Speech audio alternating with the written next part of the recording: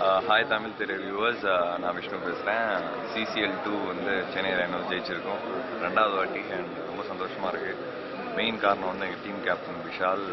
ஏன்னா டீம் வந்து இனிஷியலாக தோக்கும்போதும் நாங்கள் எல்லாருமே வந்து ஒன்றா இருந்தோம். அண்ட் அதோட மெயின் ரீசன் வந்து வெற்றிக்கு தான். ஏன்னா ஒரு டீம் வந்து டிவைட் ஆகும்போது தான் வந்து நிறைய பிரச்சனைகள் வரும். பட் அது மீறி வந்து தோத்துட்டோம் அப்படின்றது மீறி வந்து ஒன்றா இருக்கணும், ஜெயிக்கணும். எப்படியாவது நிறைய பேரை நம்மளை நம்புகிறாங்க.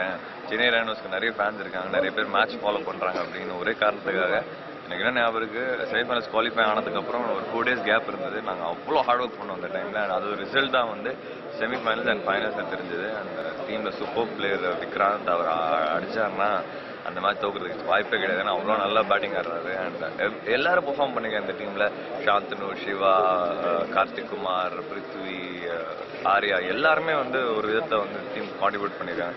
ஒரு முக்கியமாக ஜீவா நிறைய ஓப்பனிங்லாம் போயிட்டு நிறைய நேரம் ஸ்டாண்ட் கொடுத்துருக்காரு. ஸோ ஒரு சிங்கிள் மேன் அச்சீவ்மெண்ட் சொல்லாமல் ஒரு டீமோட அச்சீவ்மெண்ட் இது. அண்ட் கண்டிப்பாக வந்து சிசிஎல் வந்து இதே மாதிரி நிறைய க்ரோ ஆகிட்டு இருக்கு. அண்ட் அடுத்த வருஷமும் இதே மாதிரி சூப்பராக இருக்கும். நாங்கள் எங்களோட பெஸ்ட் எஃபர்ட் போடுவோம். அன்ஃபார்ச்சுனேட்லி ஃபைனல்ஸ் என் கையில் கொஞ்சம் அடிபட்டுருக்கு. பட் 3 weeks தான் ரிகவர் ஆகிடுவேன். And thank you so much. உங்கள் எல்லாரும் சப்போர்ட் இல்லைன்னா இந்த வாட்டி திருப்பி ஜெயிச்சிருக்க மாட்டேன். தேங்க்யூ.